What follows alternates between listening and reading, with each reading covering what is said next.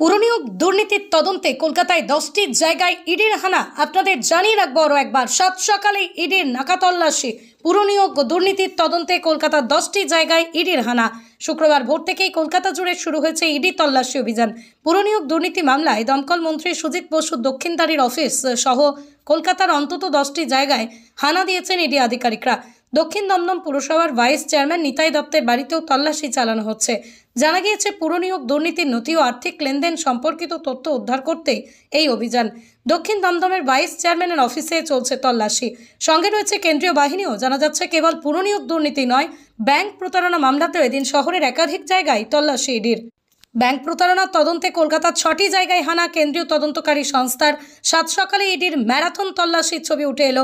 25টি ব্যাংকের কাছ থেকে 1200 কোটি টাকা ঋণ নেওয়ার অভিযোগ ইডির। জুয়েলারি সংস্থার কর্তা ও কর্মীদের বাড়িতে অভিযান কেন্দ্রীয় তদন্তকারী সংস্থার। অভিযান গিরিশ পার্কের বাসিন্দা চার্টার্ড অ্যাকাউন্টেন্ট বিশাল পাতোদিয়ার বাড়িতেও।